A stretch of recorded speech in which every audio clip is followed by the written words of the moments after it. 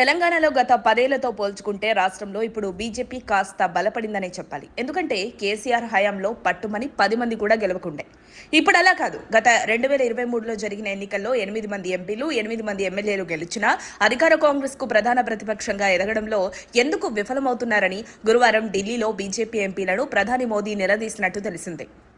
బీజేపీకి ప్రధాన శత్రువైన కాంగ్రెస్ పట్ల ఎందుకు మెతక వైఖరి అవలంబిస్తున్నారని బీజేపీ నేతలను ప్రధాని ప్రశ్నించినట్టు సమాచారం. బీఆర్ఎస్ గెలుపు కోసం బీజేపీ కుమ్మక్కు రాజకీయాన్ని సాక్షాత్తు ప్రధాని మోదీ బట్టబయలు చేశారట. బీఆర్ఎస్తో బీజేపీ రహస్య స్నేహం ఎందుకని వాతలు పెడుతూనే ఓ ప్రతిపక్ష పార్టీ వ్యవహరించే తీరు ఇదేనా అని తీవ్రస్థాయిలో మండిపడ్డట్లు సమాచారం. రాష్ట్ర ప్రభుత్వానికి సానుకూలంగా ఎందుకు వ్యవహరిస్తున్నారని మందలించినట్లు గుసగుసలు వినిపిస్తున్నాయి. కాంగ్రెస్ ప్రభుత్వ ముఖ్య నేతలతో బీజేపీలోని కొందరు ఎమ్మెల్యేలు, ఎంపీలు, ఇతర నేతలు ములాఖత్ అయ్యారనే ఆరోపణలు ఎప్పటి నుంచో వినిపిస్తున్నాయి. తాజాగా ఈ మిలాఖత్పై స్వయంగా ప్రధాని మోదీ కాంగ్రెస్ ముఖ్యులతో ఎందుకు అంటగాగుతున్నారంటూ బీజేపీ నేతలను వారించినట్లు తెలుస్తోంది. కొందరు నేతల తీరుపై తీవ్ర స్థాయిలో ఆగ్రహం వ్యక్తం చేసినట్లు సమాచారం. ఎవరెవరు ఎవరిని కలుస్తున్నారో, ఎవరితో మిలాఖత్ అవుతున్నారో అన్ని వివరాలతో నివేదికలున్నాయని హెచ్చరించినట్లుగా తెలిసింది. ఇకనైనా పద్ధతి మార్చుకోవాలని, లేదంటే చర్యలు తప్పవని హెచ్చరించినట్లు సమాచారం. అదే సమయంలో ఎంఐఎంని చూసి మీరు చాలా నేర్చుకోవాలని రాష్ట్ర ఎంపీలకు ప్రధాని సూచించినట్టు సమాచారం. కాంగ్రెస్ ఏమో బీఆర్ఎస్తో బీజేపీ చేతులు కలుపుతుందని ఆరోపిస్తోంది. అనేక విషయాల్లో బీఆర్ఎస్ని కాపాడేందుకు బీజేపీలోని కొందరు ప్రయత్నిస్తున్నారని ఆరోపిస్తోంది.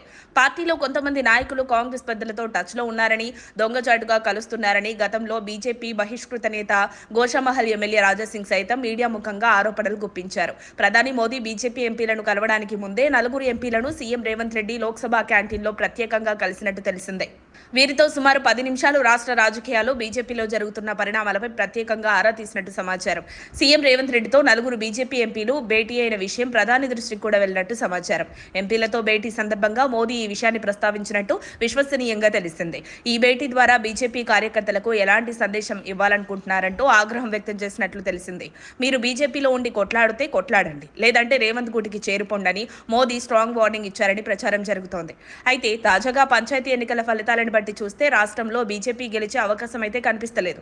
సో మోదీ వార్నింగ్ తో బీజేపీని వీడి కాంగ్రెస్ కూటికి ఎవరు చేరుతారన్న చర్చ పొలిటికల్ సర్కిల్స్ లో జరుగుతోంది. మరి చూడాలి, బీజేపీ నేతలు అధికార కాంగ్రెస్ పై యుద్ధానికి దిగుతారా, కారు నేతలను గెలిపించేందుకు ఇలాగే కొనసాగుతారా, హస్తంగూటికి చేరతారా, వేచి చూడాల్సిందే అంటున్నారు విశ్లేషకులు.